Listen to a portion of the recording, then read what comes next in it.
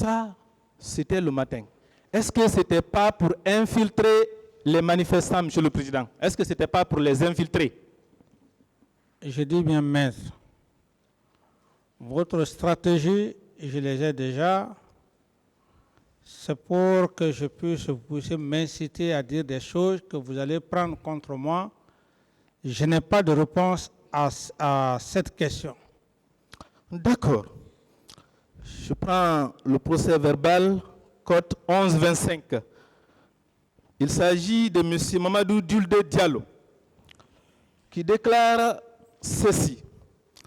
Aux environs de 17 h, un groupe d'agents munis d'armes blanches est rentré dans l'hôpital d'Onka et nous a sommé de sortir pour nous tuer. Mais les femmes se sont opposées. C'est dans cette situation que le ministre de la Sécurité d'alors, Abdoulaye Cherif Diaby, est arrivé. Bon, c'est son erreur peut-être. Et s'est mis non seulement à nous injurier, mais aussi s'est mis à donner des coups de pied aux patients en déclarant « Nous allons vous tuer tous ». Monsieur le Président, est-ce que vous savez que c'est quand le ministre Cherif Diaby est sorti d'une rencontre avec vous qu'il est venu à l'hôpital? Est-ce que vous vous rappelez? Non. Vous ne vous rappelez pas? Non. Il ne vous a pas rencontré ces jours? Posez la question, votre question, maître. Monsieur le Président, posez bien votre question. Est-ce qu'il n'a pas reçu les instructions de votre part? En faisant quoi? Quel genre d'instructions? Pour venir à l'hôpital malmener les personnes blessées. Et je vous précise une chose. Non. Permettez-moi, je vais préciser, non. je vais finir. Permettez-moi, Monsieur le Président. J'ai déjà dit, c'est déjà négatif. Je dis non par rapport à ce que vous dites. C'est pourquoi j'ai précisé, je dis préciser l'instruction. Vous dites malmener, je dis non. Ça suffit largement. D'accord, je pose une autre question. Provocation que vous voulez faire. Vous avez répondu, vous avez répondu, je pose une autre question. Continuer. Quand il est sorti de la rencontre avec vous au camp Alpha Yaya, il est venu à l'hôpital d'Onka avec le béret rouge. Il est rentré à la morgue, les procès-verbaux en fond foi. Il a chassé les gens qui étaient à la morgue, là où il y avait les corps. Ça, c'est quand il est sorti de la rencontre avec vous, Monsieur le Président. Ce n'est pas vous qui l'avez fait accompagner par ces bérets rouges dans l'intention de cacher les corps, de faire disparaître les corps? C'est la question, Monsieur le Président. Oui, mais maître, vous savez que M. Cherif, c'est un officier médecin assermenté. Et tout ce que vous dites, il a été très clair devant vous ici. Si vous avez quelque chose contre lui, par rapport à tout ce que vous dites, ce n'est pas moi qui vais parler à sa place. La question je ne lui vous ai est donné destinée, aucune instruction. Je ne lui ai donné aucune instruction d'aller malmener les gens. D'autres questions? D'accord. Monsieur le Président, après les tirs, quand vous avez appris que les bérets rouges ont encerclé le stade, ils ont tiré, est-ce que vous avez eu peur que le nombre de morts soit trop élevé? Est-ce que vous avez eu peur? Je n'ai pas entendu de tirs. Dites-moi simplement que quand vous avez appris que les bérets rouges ont tiré au stade, oui. Est-ce que vous avez eu peur que le nombre de morts soit trop élevé?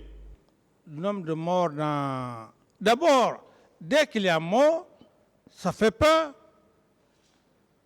Mais c'est naturel. Dès qu'il y a mort, ça fait peur.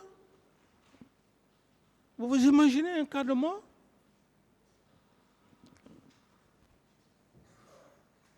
Monsieur le Président, est-ce que vous avez eu peur que le nombre soit trop élevé?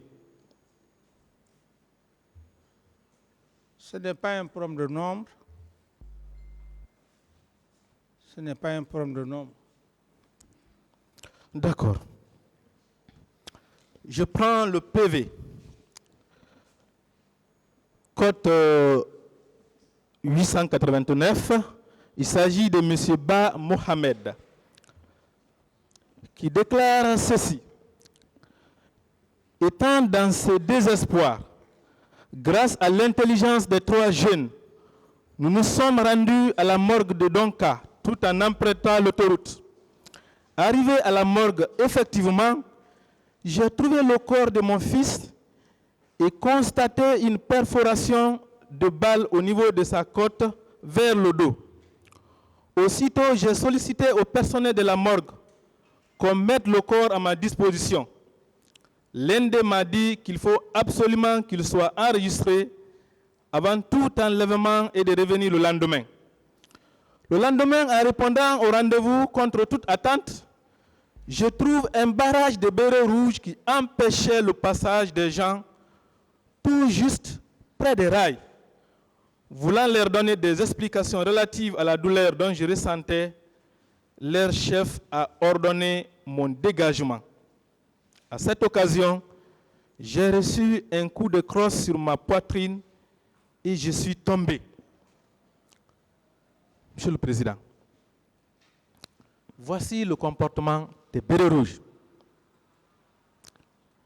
Étant le commandant en chef des forces armées, nous sommes au lendemain des massacres du 28 septembre. Quelle instruction avez-vous donnée au commandant des camps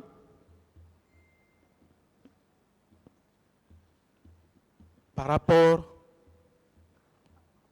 à la suite des événements, notamment la sécurisation des corps, la sécurisation des personnes qui étaient à la recherche de leurs parents?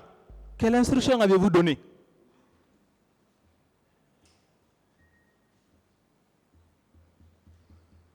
Je n'ai pas de réponse à cette question. Monsieur le Président, est-ce que les bérets rouges peuvent aller en pleine journée mettre un barrage tout près de la morgue de Donka, un lieu public, en pleine journée, sans avoir l'ordre du pouvoir? Est-ce que cela est possible? Je n'ai pas de réponse à cette question. Merci, Monsieur le Président. Je continue. Je prends le PV 934. Il s'agit de M. Abdraman Baldé, qui déclare ceci. Oui, je dois ajouter qu'en allant à Donka, le véhicule de la Croix-Rouge à bord duquel nous étions avait été bloqué par le ministre Claude Pivy. Tous les occupants qui étaient des blessés ont été descendus du véhicule. Il nous a mis tous à genoux avec l'aide de ses compagnons militaires avant de crier sur nous et de nous injurier. Il nous a demandé si nous ne savions pas que Dadis Camara était le seul président de la République, tout en menaçant de nous déposer au camp Alpha Yaya. Monsieur le Président, pourquoi votre ministre de la Sécurité présidentielle va parler de votre nom en agressant, en arrêtant les personnes blessées s'il n'est pas ou il n'était pas en connivence avec vous? Est-ce que c'est possible? Je pense que M. Claude Pivy a été très clair avec vous ici. Si vous prenez des affirmations qui ne viennent pas de lui, et vous voulez que je puisse parler de cette déclaration, je n'ai pas de commentaire à faire par rapport à cette lecture que vous venez de faire. Monsieur le Président, ce ne sont pas à ces personnes seulement que le ministre Pivy a tenu ces genres de propos. Et il n'est pas le seul. Beaucoup de militaires qui massacraient la population ces jours parlaient en votre nom. Pourquoi ils n'ont pas parlé au nom d'autres personnes? Mais c'est pour cette Tous raison. disaient, vous êtes des ennemis de Dadis. Vous ne savez pas que c'est Dadis qui est au pouvoir? C'est vous qui êtes contre le pouvoir de Dadis. Pourquoi c'est à votre nom que ces personnes-là agissaient? C'est le même pourquoi aussi que je me fais. Pourquoi? Et c'est pour cette raison nous sommes là